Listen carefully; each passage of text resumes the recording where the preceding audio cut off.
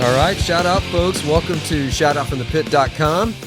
We're going to have a fun night tonight. The topic is going to be really everybody's favorite. We'll get to that in a moment. But first, quick introductions. I'm the Old Rucker. And going around the room, I'm the mouth behind the podcast. The brains behind the podcast is RedBeard. RedBeard, give a shout out. Hey there. Returning is a couple of our friends. We have Tony, shout out. Hey, everybody. And Pat.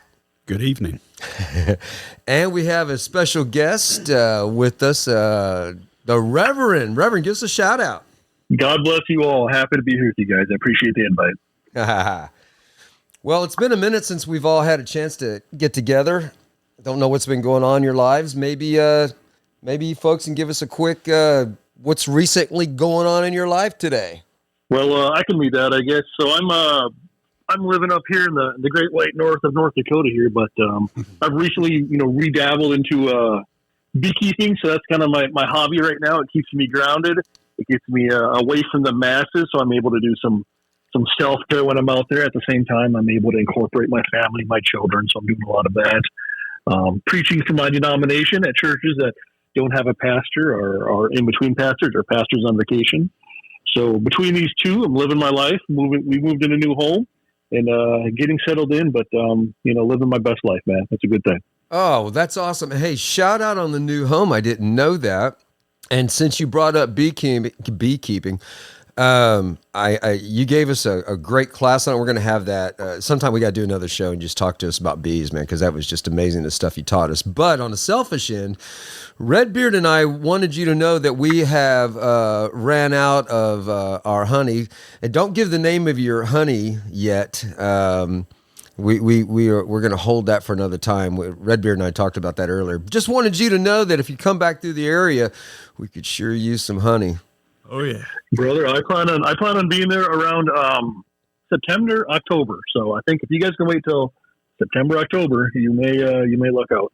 Yeah, amen. Okay, that's good to know because we want to do some shows with you at that time. Get caught up, put you up in the casa here, hang out with the Old Rucker.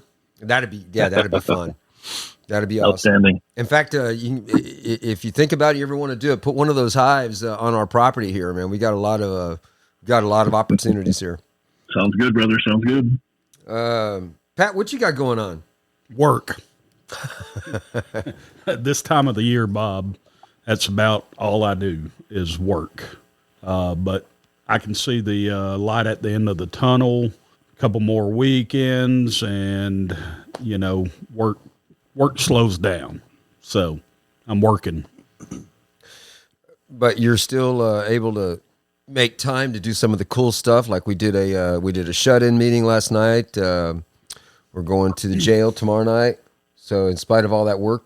Absolutely. Got to have something to do outside of work. Yeah. But for the 9 hours a day, I go to work. I don't know what else to say on that. Yes, absolutely. It's paramount with the program that I work. That I have to spread the message. So that usually happens after work. So, well, I'll tell you what, you bless us, Pat, with all you do, and that's part of the stuff that you've done in the recovery world has kept, especially Tony and I, entertained and engaged. RedBeard, what's going on? What's new in your life? Oh, adulting. I recently bought a tractor, so I'm living my childhood best life. You bought a tractor? Yeah. I mean, I've seen, you said adulting, so is it one of those kid tractors, or what'd you get? No, I got a decent size. It's still like a, what do you call those? The little hobby tractor.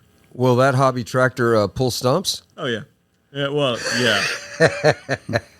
We need to get it over here. Yeah, we got some stumps down below. Well, we bought this house March 31st last year, and 3 hours later, we got hit by a tornado. We had 18 trees down. So Tony's come out and worked on it. You've been out, Pat worked on it. Some of the other guys been out here working on these trees. But I can cut them up all day long and drag them up. And, FEMA took a lot of that stuff away, and then just some of the tribe just carrying stuff up. But those stumps, Yeah. I'm going to need help. So I'm going to keep you in mind. You always need help. Well, we know that. Ask my therapist. So, Tony, what's going on? Oh, Tony, tell us where you just got back from. So my son graduated high school, and I told both of my kids when they graduate, they can go on a senior or on a graduation trip anywhere in the world that they want. That was my first mistake. So my son chose Greece. So we went to Greece for about a week. It was a good time. It was just lots of travel. I think I told some of the guys here it was 8 days, 9 flights, 30 hours on a plane, 25,000 miles that we flew. Well, I understand you made some friends on the first trip out, right? Oh yeah, I think I'm a baby magnet when it comes to planes. There was on the first like 11-hour flight, we had newborn twins. One was beside me and one was in front of me. And then on the flight back, there was a newborn right in front of me. So, but it's good because I have noise canceling headphones. So all is good.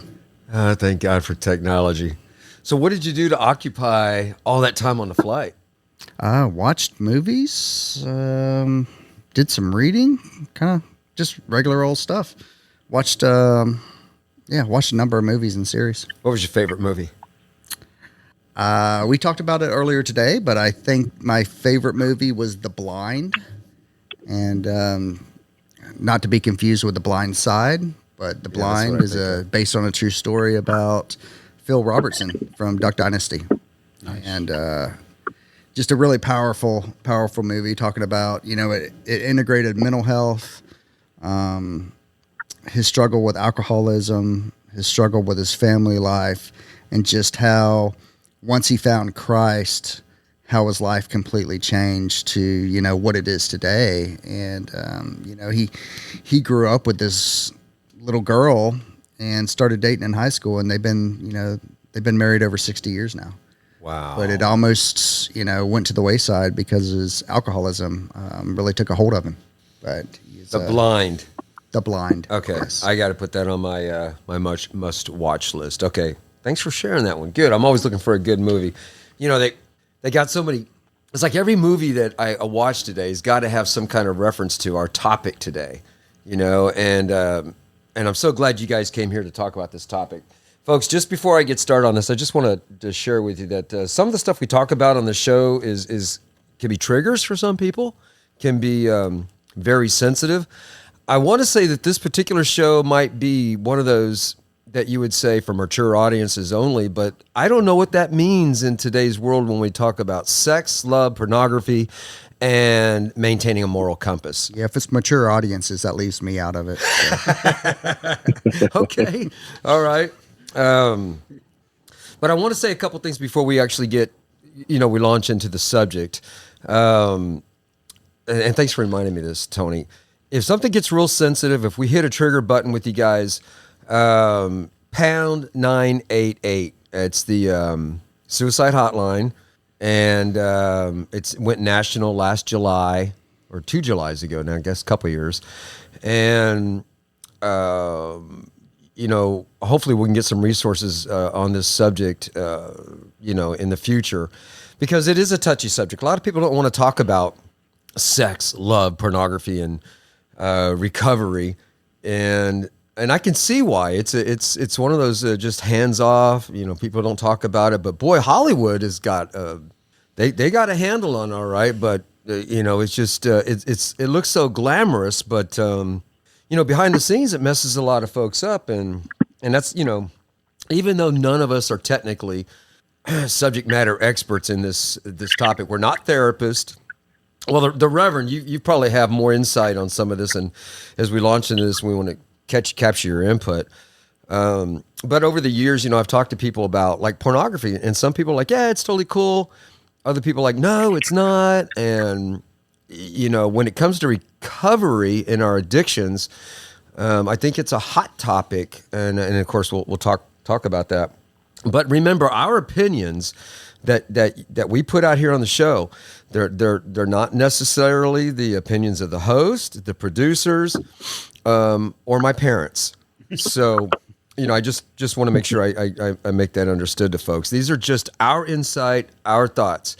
We may have strong opinions one way or the other, but we try to stay away from being too controversial, because we're not about looking for fights or arguments or hate mail. We're not trying to lose any of our sponsors. How many sponsors do we have right now? Zero. Okay, so we don't have to worry about that. We're still a fledgling podcast, and in the future, we hope to put a donation link out there for people to help us with our desires to upgrade equipment and do some other cool things that we want to do. But in the meantime, right now, I wouldn't, and I know RedBeard, you support me in this. We're really not about trying to make people happy so they will donate to the show. We're really about bringing hope and optimism to folks, and sometimes that means talking about things that are uncomfortable. And that's why we're going to launch into this particular one tonight. The lineup for the next few weeks, is to be determined. But some of the topics are fun, and some of them are kind of touchy. So anyway, let's start with sex. When you think of sex, I don't know what goes through your mind. I mean, George Michael had a line: "Sex is natural, sex is fun. Sex is better when it's one-on-one." That was pretty popular. When was that, the 80s?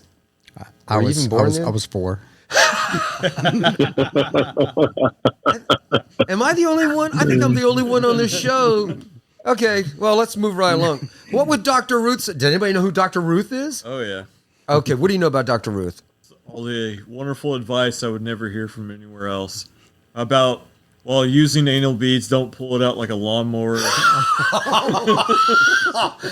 Oh, my gosh. Oh, my gosh. Dr. Ruth. So I remember listening to her. She's still alive. She's 95 years old. Governor Hochul, I don't know if I'm saying her name right, from New York, just gave her I made some notes here. She is the state of New York state's honorary ambassador to loneliness. And I remember her because I listened to her show too, and I thought, boy, this is some wacky stuff. But I gotta have some respect for the lady. She's a Holocaust survivor from Germany. She's got a Jewish heritage. So obviously, I have an affinity for Holocaust survivors. My grandmother's one, and so, but I didn't know a lot of that about her until I looked it up. I even have Dr. Ruth's phone number here. Should we call her? No, okay, maybe not. But anyway, so the sex industry is booming. Lots of folks are into it. But what a lot of folks don't know, because it's not talked about, is the harmful effects of suicide and sex-related recovery. And I did everything you want to know is on Google. So I did a lot of background search here, and the Hopefully not Wikipedia. No, actually, I went to this site. It was a psychiatry research and sexual behavior and suicide attempts among adolescent age 12 to 15 from 38 countries. I never in my wildest imagination could even imagine sex and suicide in the same sentence with those kind of adolescent ages, right? And and that's why I say this is for mature audiences. I don't know. Maybe you want to have 12-year-olds listen to the show. Do they get sex ed at home anymore? I know I didn't get sex ed at when I was growing up, and the harmful effects of that. Pornography. I don't mind saying this because it's all research. It's research.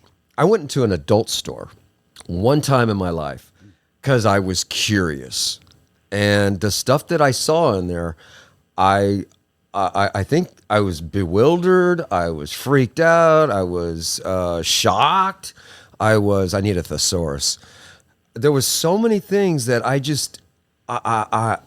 mean, it's a crazy world that's out there. So I'm done for the moment. I've thrown that crazy thing out there. I don't know. Again, this is a man jam, folks.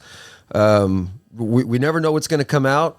I just threw some stuff out there, and now let's hear what you guys have to say. Well, you brought up, what's everyone's thoughts on sex. Let's talk about that. From a theological perspective, sex is a gift from God, right? You think about when you get married and, someone gives you a blender and then someone gives you like a picture frame, like God gives you sex. Like you just can't beat that one. You know what I mean? Like it is like everything else pales in comparison to it. And a lot of times I think we get apprehensive about talking about sexual intimacy, a beautiful thing, but the world has kind of twisted it into maybe some things that it shouldn't be. But I should say, all of us are grown men. We should be bold enough in who we are in our character to say, you know what, I've experienced in this, and this is good, this is bad. But I don't think we should treat sex as maybe the taboo issue that we do. Many years ago, there was a book written. I don't remember who wrote it, but the title was really interesting. It was called "The Pornography of Death," and the theme of the book is this: many years ago, we could talk about death because people would die in our homes, and we knew it was just part of the cycle of life. But we would never talk about sexual things. It was too taboo. But now things are completely switched, flipped on end. Now we don't know how to process death. We don't talk about it. We're uncomfortable about it. But sexuality is on every TV commercial. It's on every radio ad. It's on every movie unneededly because it's gotten twisted, because we've gotten uncomfortable with it. Now other people, other industries are creating norms for us. So my thoughts on sex, man, I don't know if any of you guys have had it, but that's just amazing. It's a good thing. It's a gift from God, and we shouldn't be embarrassed to talk about it. I don't think. Hey, so Reverend, you just mentioned about how sex is capitalized in the advertising arena, Hollywood, and I can't disagree with you. I watched a show recently. I'm not even going to give the name of it or the A-list actors because I'm not endorsing it. In fact, my wife and I watched probably the first 10 minutes of it, and these were A-class actors. The movie opened with an absolute pornography scene with two A-list actors. And I'd seen these people in other movies and never dreamed that they would do something like this. And do you guys remember the old days? Everybody knows the John Wayne. Even if you were a young buck, you've seen John Wayne movies. When John Wayne was going to make love, when he shut the door, the rest was in your imagination, right? That was it. But now it's like in our face. And I got to tell you, somehow or other, that just seems to have a bizarre effect on our brains. And I'm not astute with therapeutic language, but I know when those scenes come on, I'm not comfortable. Now, I was totally comfortable with John Wayne shutting the door because like a second later, he had the bang bang and the guns out. It was action packed. But so I was okay with that. But I'm not okay watching a movie, and especially when you don't see it coming. I got my kids with me. And the scene, I don't want my kids seeing that. They're not ready for that. They're not at the age appropriate. This is going back in the day. My baby's 25, but I just felt very uncomfortable with, why do they got to put that out there? Why is it so important? I don't know. I don't know. What are your thoughts on that, guys? Reverend, anybody? I think for me, it really distorts the whole sexual experience. Like growing up and, not having pornography in front of my face because that was before cell phones and internet and all of those things. You just had what your experience was. Now, kids and teens and young adolescents and even adults, they watch this, they watch porn and they think that, hey, that's how sex should be. And in reality, that's not how it is going to be. And, it kind of distorts your brain, and it gives you, like, when you're actually having sex, for some folks that are really into pornography, can give them just a lesser experience than really what it is. Okay, so that's a good point because and I have talked to folks that are in that have. I wouldn't say they're in a recovery program. I've talked to people that were addicted to pornography. And I mean, so back to go forward. When I was a kid, I mean, adolescent kid. I was pre-adolescent, and my little buddy, I think I was probably about 7 or 8, and he's about the same age. He had taken a smut magazine. I couldn't even tell you the name of it. You know, I mean, I don't know. I could read, and so we were here. These two little kids out in an alley, looking at this book, and the pictures were just. They were weird to me because I looked at women as all moms. All women are moms. And here I'm looking at these women that are in these obviously bizarre positions that I'd never seen a woman in, that don't have any clothes on. And both of us were appalled by it. I mean, it was like, okay, we flipped to the book and like ditched the book. And I was like, do you think you need to sneak that back in and put it in your dad's collection? Years later, talking to other men through different conferences and things, and, the stories that I've heard, one guy, really good brother, man, had shared with me that they had a men's conference and a Christian conference. And again, I'm not trying to offend anybody. Facts are facts. And when he was checking out, he was sharing the word with the clerk. And the clerk was like, I don't want to hear anything from you or any of your folks here. And my brother was like, well, what's up? And he said, we have a lot of conferences here, and we track what shows you guys are paying for in your rooms. And the largest out of this conference was smut sites, pornography sites. And it just blew my mind because I'm very fortunate. You guys already know I have a lot of addictions and a lot of challenges that I deal with. Pornography was never one of them, but it is one that has affected so many of my friends, my brothers, that I think it's something that we need to chat about. And obviously we can't change the world with this platform, this show, but at least we can maybe bring some things to light to talk about the harms of it, the harms of inappropriate, maybe sex, pornography. How do we address said topic in that light? I think we're doing it right now. Just talking about it. Okay. Well, I'm gonna say something that the Reverend had said on a previous show that we did that hasn't been released yet. I think that's forthcoming though, right, RedBeard? Yep. It's all We edited talk. down. What's that? It's all edited down. Okay. So Reverend, you had did a fantastic job on that show describing sin. And I loved it because it wasn't in your face, biblical, religious. And that's one of the reasons I really love dialoguing with you. You have such a way of connecting with us in a worldly world, spiritually versus religiously. And you have a gift for that. So you described sin, and maybe since it's already on a show, maybe you could give us a snapshot of what sin is. And then I'd like for you to share about how you transitioned from the topic of sin to bringing it into the light. If I could just turn it over to you. Absolutely. So a lot of people confuse just the very meaning, the root word of sin, man. It's so confusing. We hear the word sin and we think murderers. We think people in alleys with either, hatchets that are going to chop us up or serial rapists. That's not what sin is. Sin itself is, if you go back to the ancient Greek, the Holy Scriptures were written in 3 languages. Okay, it was written in Hebrew, Aramaic, and Greek. It was a Koine Greek, the common Greek, not a fancy King James, not this whatever we're producing today. It was written in common language Greek. And the word sin is actually an archery term. So when you bend your bow and release that arrow and it flies and you're shooting toward that circle target that we see Robin Hood shoot at and everything else, and your arrow falls short. It hits the dirt before it hits the target. It falls short. That's the definition of sin. It's an archery term, which means to fall short, which we all do. All have fallen short.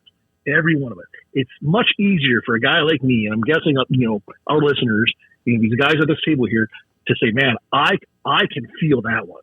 Man, do I fall short, right? If not, check with my wife, right? She'll tell you, But it's an archery term. It just means we're falling short. We're not hitting the mark.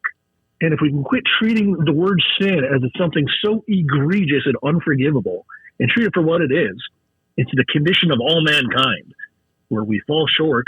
It's a lot easier to understand, man. Some of these maybe good things that show up in these books and these talks that we hear. But the thing is with our sin, where we fall short, one of the ways we make things worse in our life is we keep them a secret. So anytime we're struggling with anything, and it can be alcohol, overeating, gambling, you name it, gossip, pornography, every time we keep it a secret, man, the devil gets more power. He has more control over us. It's just plain and simple. But if you get it into the light, I think I shared last time about that. Me and my wife went through a really difficult time a few years back. And during one of our conversations, and it was a very, very emotional, heated time. We were both going through a lot, trying to figure out what's next for us and how to move forward. And she says, "Man, what if people found out we were going through this?" And as soon as she said that, I knew exactly what I had to do. I told everyone. I told everyone I knew, everyone what we were going through. That way, we had no secrets. We didn't have to keep it in the shadows, and we didn't have to put on our false selves. And then you know what happened? The burden was off of my shoulders, off of her shoulders, right? We didn't have to keep these little secrets. I could tell people, "Hey, man, how are you doing?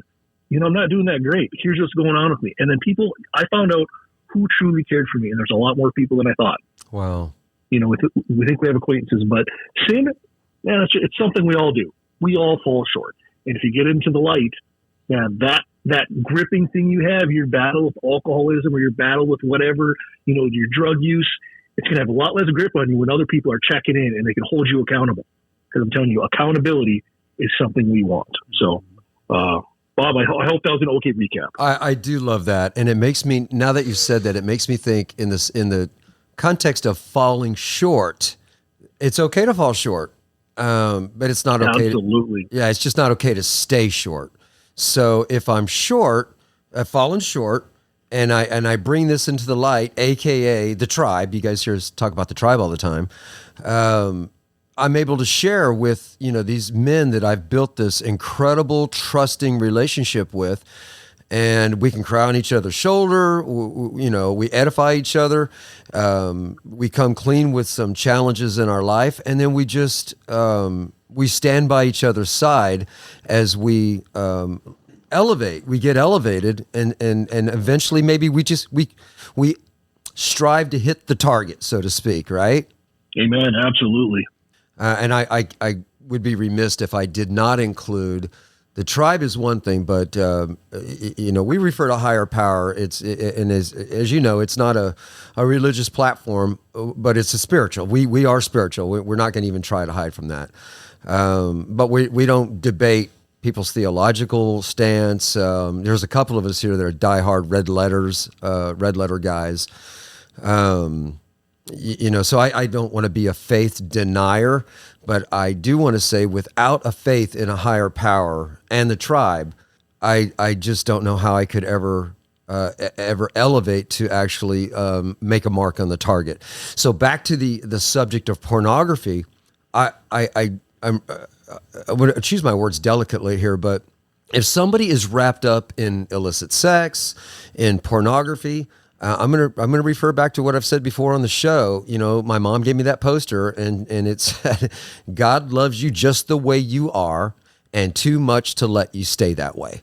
So I would say if people have a problem with these areas, it's okay. You're okay. But I would encourage you, if you're not comfortable where you're at, if you're what's the word? Convicted? Is that an appropriate word? I think so. Yeah, absolutely. If you feel convicted of this behavior, your trends, absolutely. Then it's okay to get help. That's where the problem comes in. And you said it very clearly earlier. Secrets kill us.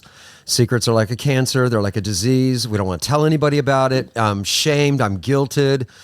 But yet Hollywood has no problem throwing it in our faces. Advertisements have no problem throwing it in our faces. But we have a problem saying we don't want it in our face. People are afraid to stand up and say, "I don't want to see this. I don't want to be part of this." And now other people that have gotten so absorbed in it and trapped in it, like gambling, like you mentioned, alcohol, drugs, they feel shame to get out of it. They don't know how to, and so they're stuck in this rut, this pit.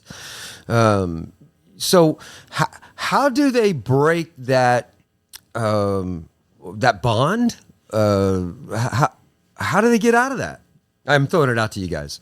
Well, I'll respond quick, and then I'll quit trying to take the whole mic all the time. You're fine. One of the first things we can do, like I said, is you get it into the light.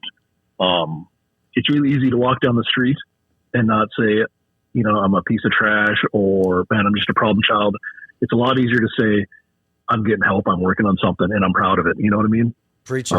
So say it again. Yeah, man. definitely. Say it again. Get it out there. It's a lot easier to walk down the street and not feel like a piece of trash or a burden. It's a lot easier to say, man, I'm struggling with something, but I'm working on it. And you know what? I got people that care about me, and they're walking that journey with me. It just changes it when you get it into the light. Number two, I just think realizing that pornography is probably not the problem as well.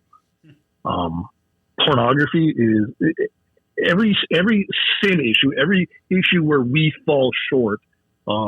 It's just kind of a reflection of our heart. So if you get someone that loves stealing, right, as a thief, they love the idea of taking something that's not theirs, taking that item, taking extra pens and paper clips from work, or stealing neighbor's bicycle. They love the idea of that more than they love the idea of honoring themselves, their spouse, their children, or the Lord God Almighty.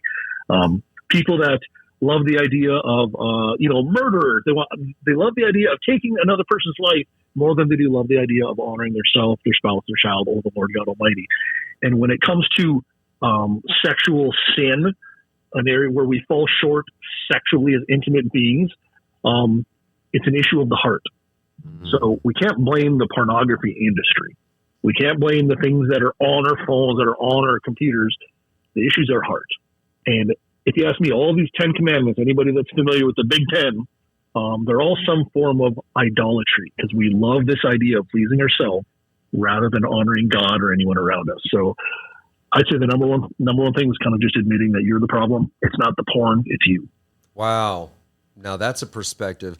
And it makes sense, because the pornography industry wouldn't exist. Hollywood wouldn't use illicit sex in shows if people weren't watching it. It wouldn't exist. But it does exist because people are watching it. Okay, so I agree with you, Reverend, about getting it into the light. I got a listening audience out here that's asking, well, what do I do? What steps do I take? I think we need to, RedBeard, listening audience, there's a message board on shoutoutfromthepit.com.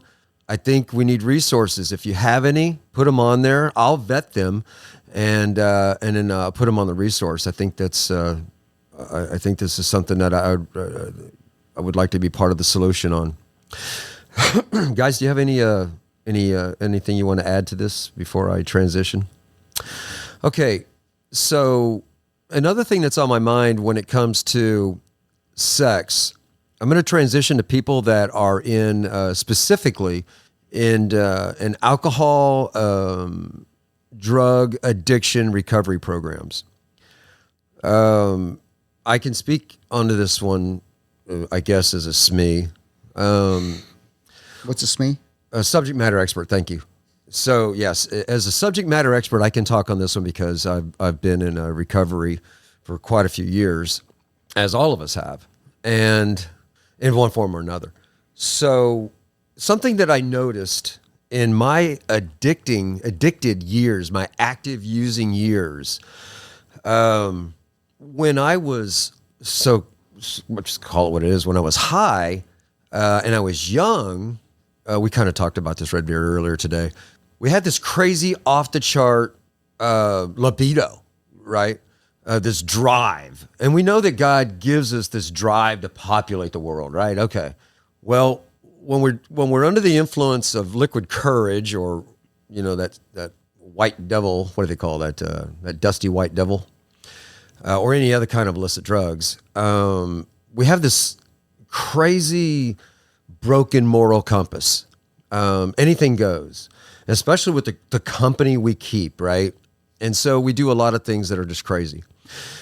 And then when the increase of the usage of drugs and alcohol consume our lives, it kind of overtakes the libido and gets to a point where people literally find themselves at a fork in the road. Do I get high or do I get laid? I mean, that's a fact. And people will, well, they're so addicted, they want their drugs, they want their alcohol. They'll forego having sex because the drive for and the need for a fix is stronger than the need to have sex, which I've witnessed and heard from so many folks that I've talked to. And then along comes recovery. Male, female, guy, girl, they get into a recovery program where their systems get cleansed from alcohol, drugs, and now the fog is gone, but the behaviors are still there. The broken moral compass is still there. And now, because we have addictive personalities, I have seen people now fill that void with other things. And we know that the other things can include food. I've seen people become addicted to gambling, and they were never addicted to gambling before until they got into alcohol recovery. And now they're addicted to gambling. So it's another problem. Well, sex is another issue. And I've seen people lose their sobriety because they're not yet mature enough in their own walk. They haven't developed a moral compass, and they're trying to fill a void that alcohol and drugs no longer fill. And then they find themselves in sexual relationships. I'm going to stop right there and ask you guys to give me some input, your thoughts on that subject. We'll start with Pat. Oh, thanks. Thanks, Bob. Oh, well, which way do I want to go with this one? I know for me, this is just me. When I entered when I entered this recovery journey, I swore off the sex. I swore off, I had to change friends, change places that I went, because I didn't know myself. During my addiction, sex was the last thing on my mind. It really, really was. And that led to a lot of problems in relationships, in the relationship that I was in, because I wanted that bottle more than I did the touch, So starting the recovery journey, I knew just what you said, Bob. I'm likely, because I have that addictive personality, if I got attached to, let's say, a female, hey man, I'm gonna be addicted to that, So until I felt like I was good with my on the spiritual side, I abstained from having sex, I guess. And it is hard to talk about, but I believe I'm a different person now. And, I would hate for sex to ruin something between me and, a girl that these are all, I'm not dating. I'm not, I really ain't looking. If it happened, it happened. But I don't want sex to be the end all be all of a relationship now. Whereas I can say, in the past, it started and it ended relationships, so, and I don't know, there's, it's really weird opening up, that's just my, when I started my recovery journey, I didn't want anything else to get in the way or throw me back. So I have abstained from sex. So next. Somebody else talk. Okay, guys, jump in. Oh, I've had a teenage son. The talk has become more normalized for our household.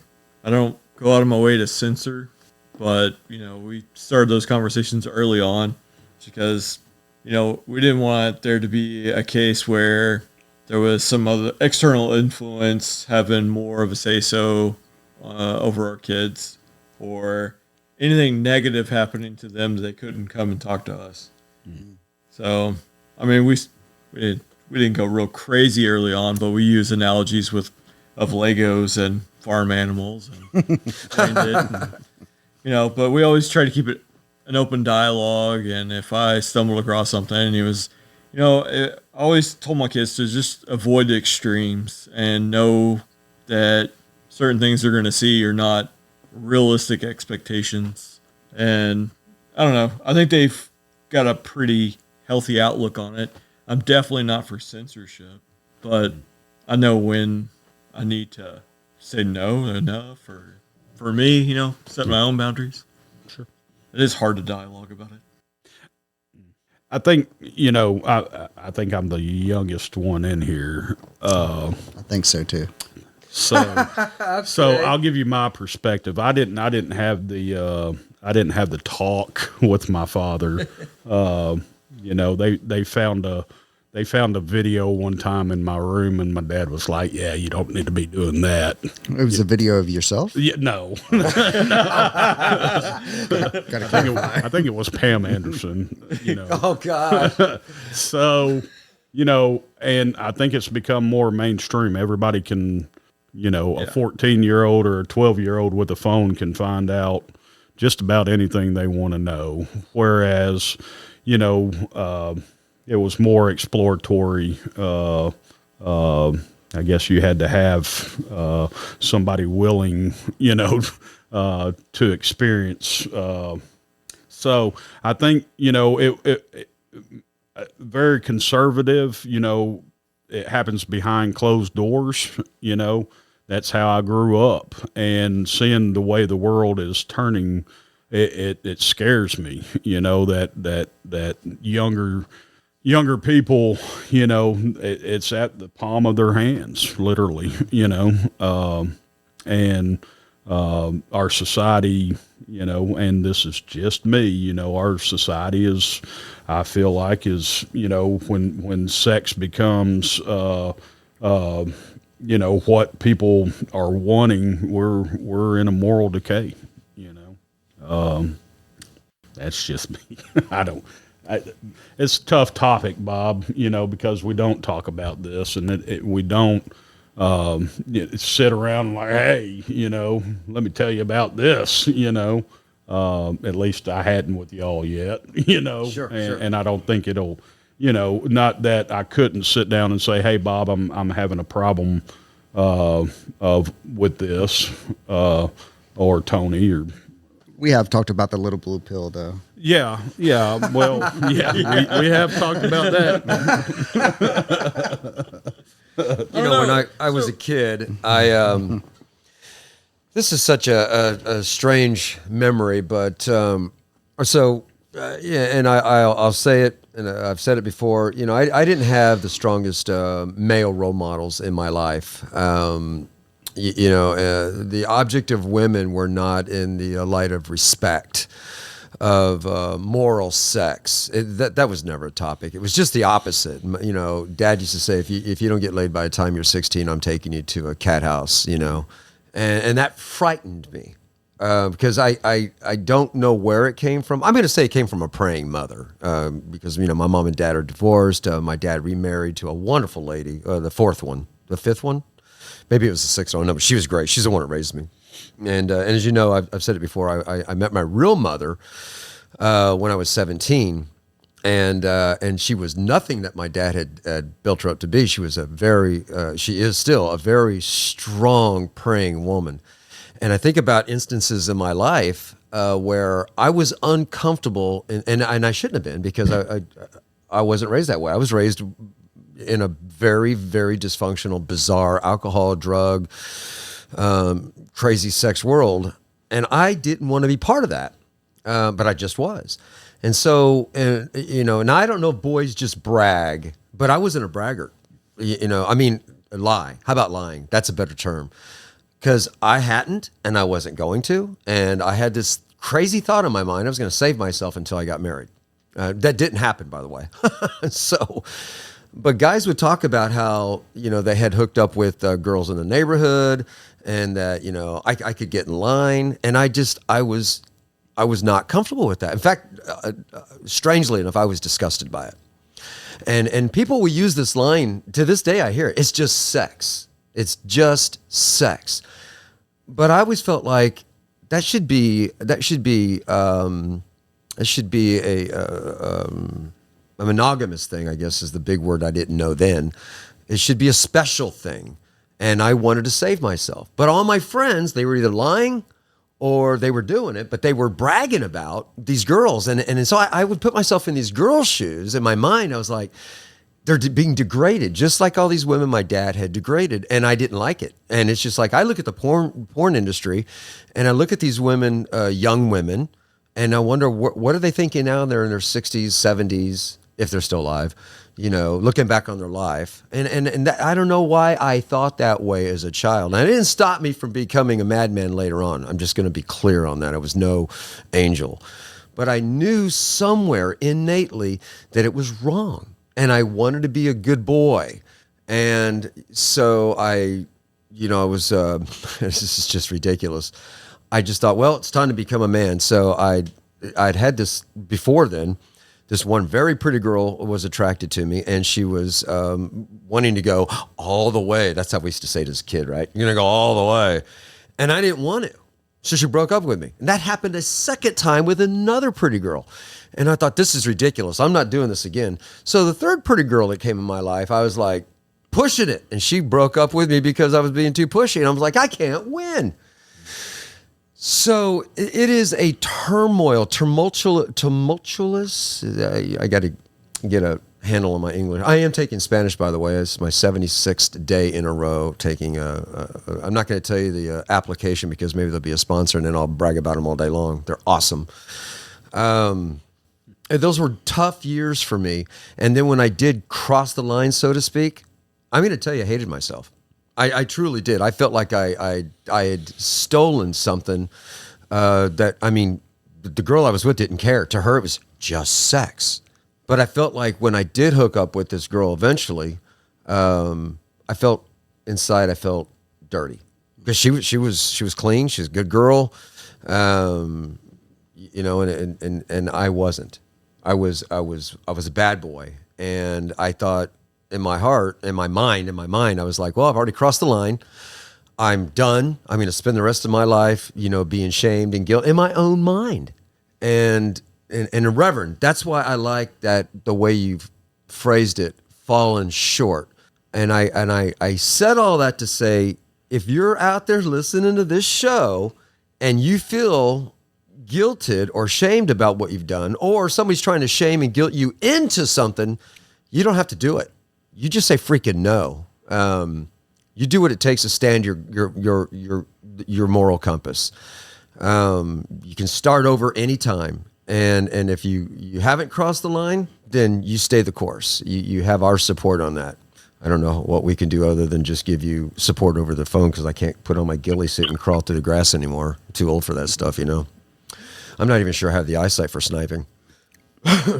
One of you guys were going to say something as I started. Yeah, so for me, you know, you talk about sex, and, you know, RedBeard brought up the conversations that he's been able to have with his children. I've been with my wife for 23 years. We've been married for 20 years. I've got 3 kids. One's 26, 18, and then a 15-year-old daughter. So the youngest and the oldest are girls. And in our household, you can talk about sex. It's not a taboo subject. And a lot of the times it's because it's on TV, it's on commercials, it's everywhere. So you can't just pretend that it's not there, especially when you have teenage kids. If you pretend that it's not there, then negative things are going to happen, and your kids need to be able to at least talk to one or both parents about things that they're hearing and seeing and all that. But the sex industry is the oldest occupation in the world. You look at it like, I've been to Pompeii, a big volcano erupted, and you got all these people that are there, and they're basically frozen in the ash. But when you go there, there's a brothel there, and you can see in this like little room the bed, and then you look on top of the ceiling, and it shows different sexual positions, and that's where a man would come in. He'd say, "I want that." And he'd point to it, and him and the woman would do their things. But our society has gone so far to the point that they want to put it in our face all the time. I think that's one of the biggest problems, because yes, sex is supposed to be special between a man and a woman, or whatever your lifestyle choice is. But we all know that, at least me, when I was younger, sex was for fun. It wasn't just just because I wanted it to be with that special person. It was that person that was there and was available. But when when we talk about it with our kids, or things come up, it's one of those things that you have to be honest and open and be able to have those discussions. And when something comes on TV, or my daughter talks to me about something someone said at school, you can't act like it's a bad and negative thing. You have to be willing to talk to them, and really discuss sex as a topic. Because if you don't, they'll go to the internet or to their friends to try to figure this thing out. And that's kind of where we've gone. Boy, I appreciate what you said, Tony, about just having those conversations with your kids. Just valuable, because I think if we don't have those conversations, what it turns to is later on in life, when, if we're getting back to the addiction part of this, when someone becomes addicted to the stuff, they were told, they don't know how to talk about it. 2, we've set the culture that you shouldn't talk about it. And 3, despite those first 2 things, it's still a real addiction. This pornography is not just something that people like to do. As they do tests on the human brain, they find that pornography, the addiction to pornography, runs the same neural pathways as heroin and cocaine in the brain.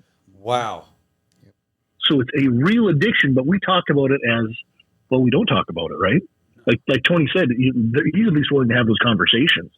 But when we don't have that openness in our home, we don't know how to talk about it, and we set the culture that we shouldn't talk about it, which is terribly wrong, because when you need help, we're supposed to talk about it.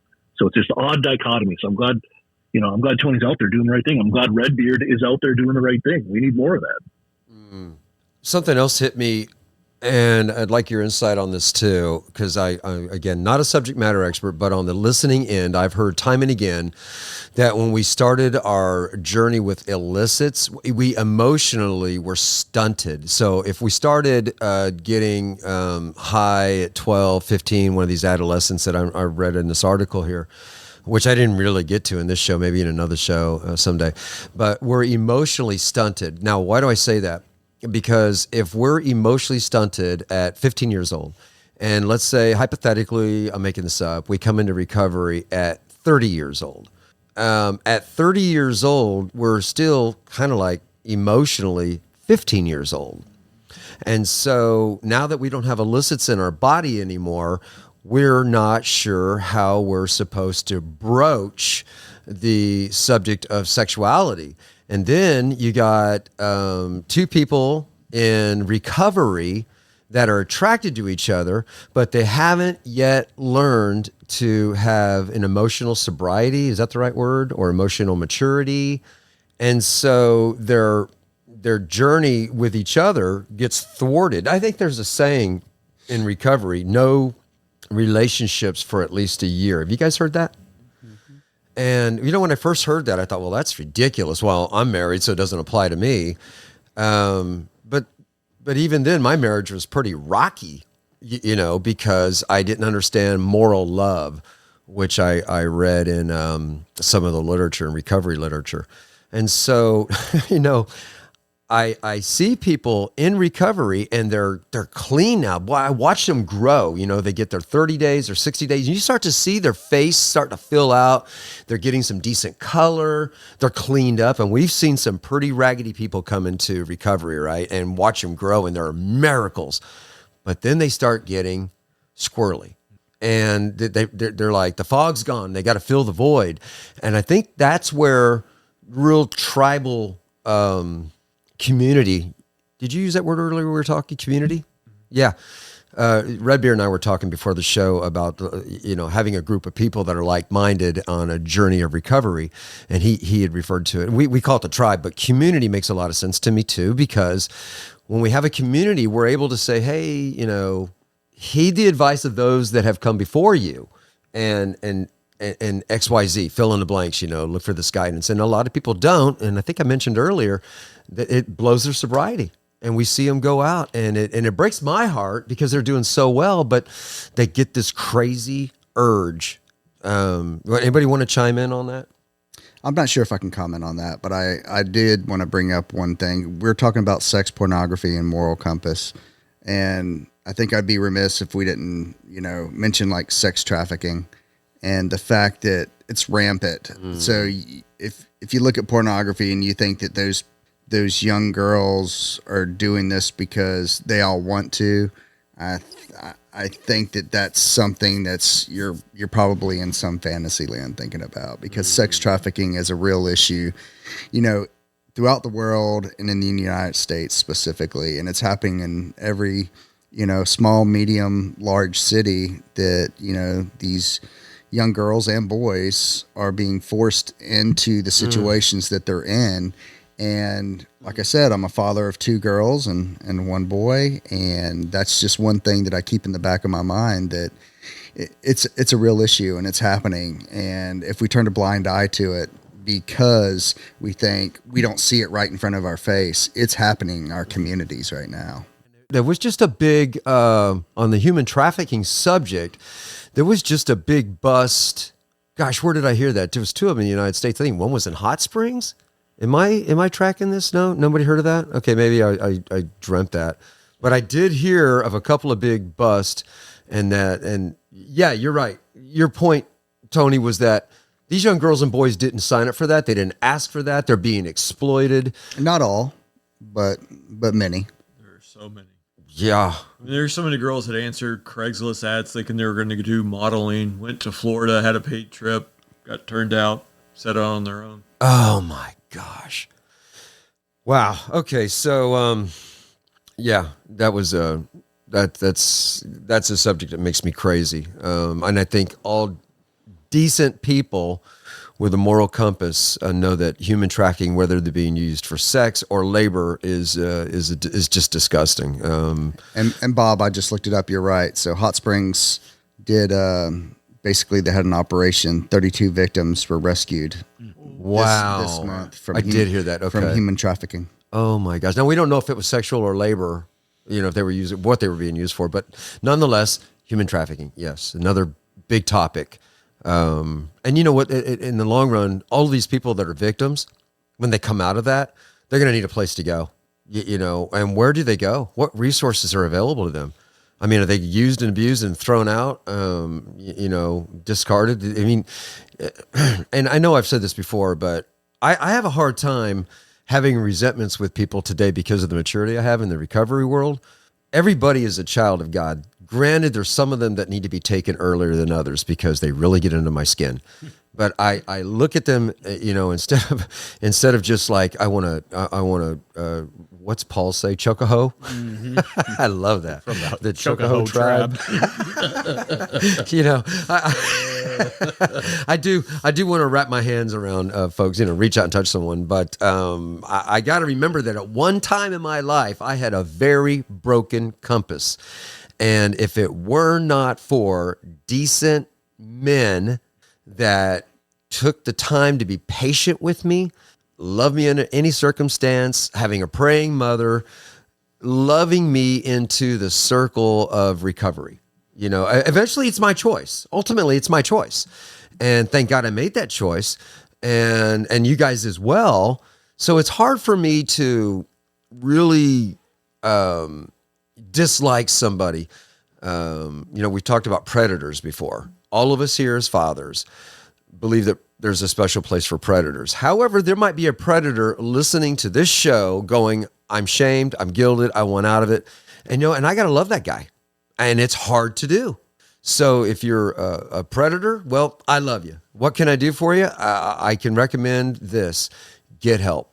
I think there's help for everybody. I think that, you know, there's a supernatural spirit that we call our higher power. Some of us have the same faith. Some of us have different faiths that can help you, just like you can help somebody that's in pornography, somebody that's in any addictions, any kind of addictions.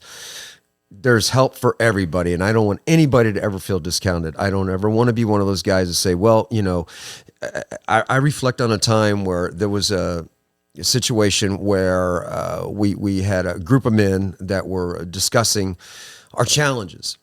And one of these guys was struggling with one challenge, and another guy was struggling with his challenge. But the one guy looked down upon the other dude's challenge, looked down upon it. And I witnessed it. I saw it. I said, okay. So when we took a coffee break, I went over to the guy that was looking down on the other, and I said, hey, I got to ask you, when the end of our lives come and we are standing at so-called pearly gates or the judgment or whatever, you know, fill in the blanks, which sinner is going to get into heaven first? You know, and I named the two challenges these guys had, and it hit him. You know, falling short, as you would say, Reverend, is falling short. It doesn't matter to God what your challenge is. Everybody's got one. And like my wife says, everybody's jonesing for something. I think it's incumbent upon us to maintain a moral compass, but that also means not elevating ourselves thinking, well, your challenge, whatever it is lesser than mine or greater than mine. Everybody has their own worst horror story. And if you have fallen short somewhere and you're convicted by it and you want to do something about it, then do something about it. There's help. There's got to be help. And you know what? And if you're not able to find help, again, I'm going to say this until I blue in the face. Go to our message board that RedBeard has set up and just put on there, you know, what your challenge is. Be open with us. We maintain anonymity at all costs on this show. Our goal is to always, you know, help the hurting, reach out to the lost, help folks on their journey maintain their journey. You know, we want to be snarky and optimistic and have fun, but there's a serious undertone here. If you message that you have a particular challenge, RedBeard and I will go out of our way to find help for you. I don't know what that looks like, even if it comes down to just me being frank with you and saying I'm praying for you, because I don't always know what to do. I'm not a guru. I'm a fledgling brother in a podcast program that cares, and I just wouldn't know what else to do. Sometimes the best I can do is pray, and I'm going to tell you something that is the best, because God is amazing. I'm sitting here with four brothers besides myself that are all miracles. I know these guys pretty well. I know their histories. We've been pretty open with each other.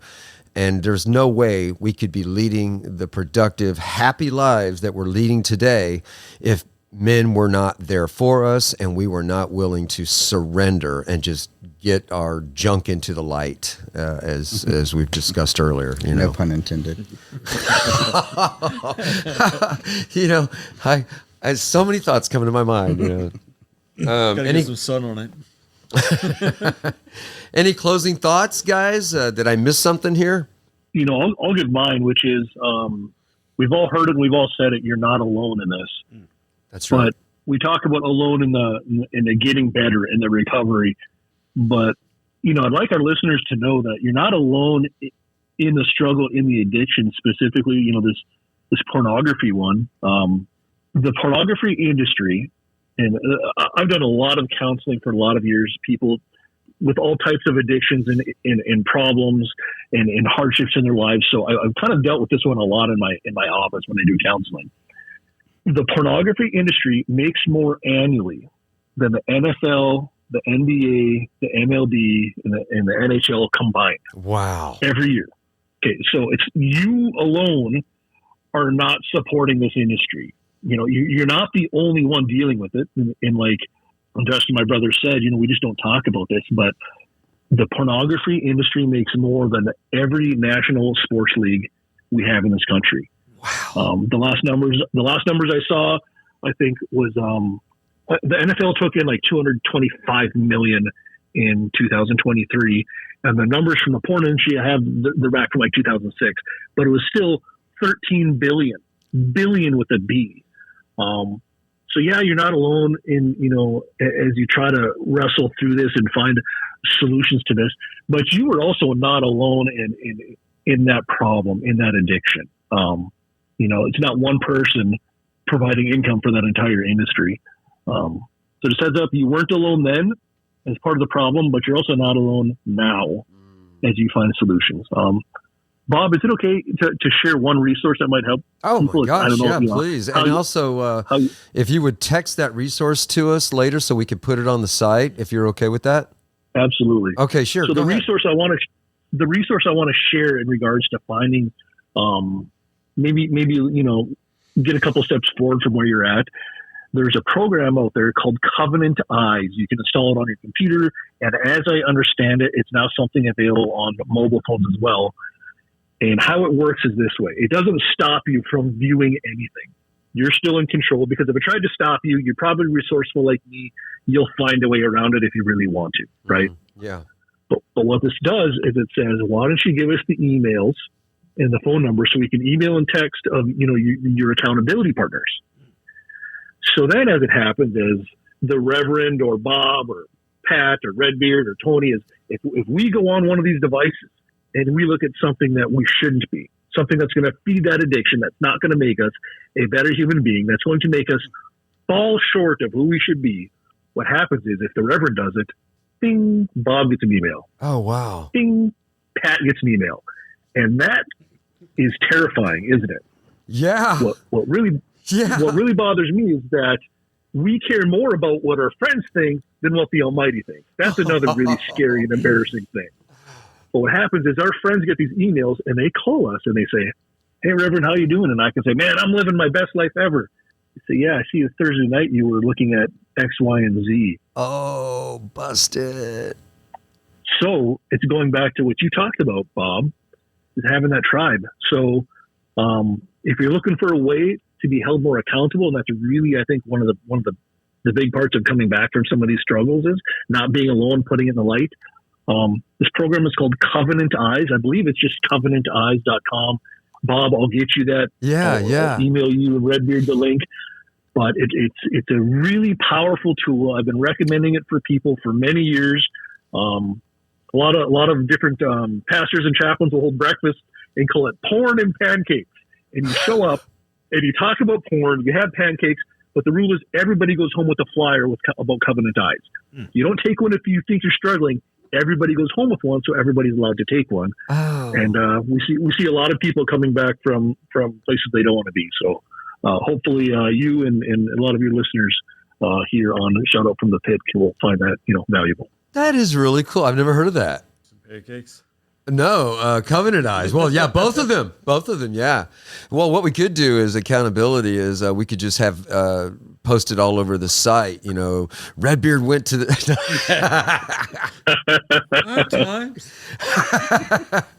Wow, thank you for that resource, that insight. In fact, thank you for all of your insight, Reverend. It's just a blessing to have you on the show. I love these guys, Tony, Pat, RedBeard. You guys have become such good friends of mine, all of y'all, and I really hope that our endeavors to do justice for Shout Out from the Pit is real. I hope you all out there in the listening audience feel the same. So, did you guys have any input before I close out? Okay, well, I have a closing thought here, and that is nobody checks out of this life alive. It's a fact. It's true. It's just like everybody's born at age 0. Statistical, true. At the end of your days, years, months, weeks, days, whatever, if you could imagine being in that position right now and looking back on your life, you know, if you're thinking right now, if you can do that, what would you change? Well, you can change it. You can change it now. And believe me when I tell you, just be courageous. We did it. And we're not the only ones. There's thousands of people that have made changes in their life because they were courageous. You know, grab onto your higher power, grab onto a tribe. You got to make it. Good things just don't happen. You got to make them happen. And I would want you, as you close your baby blues or browns or whatever color your eyes are, for the last time to be able to just be satisfied that you were courageous and you made those changes in your life. And I got to tell you, if nobody's told you today they love you, we love you. And that is so sincere and so real. You are not alone. Thanks for the reminder, Reverend. That's our tagline. You are not alone. And as always, you know, we want you to leave us a message. We want you to spread the word. Someday we'll have a donation link on there, but to be honest with you, the reason we didn't put a donation link on there is because we agree that this show was more important, the message, than the donations at that time, because we want to give a quality show out. If you think the show's quality, be looking for that donation link in the future, because we're using some antiquated equipment. We want to upgrade. There's some other things we want to do. But the message is really more important, and this platform is working just fine for us right now. We do appreciate insight. Your insight, suggestions for the website. You know, we've got thick skin and open mind. You're not hurting our feelings. We are sensitive, but we can overcome that. So other than that, man, as always, we just pray you're having an outstanding recovery day.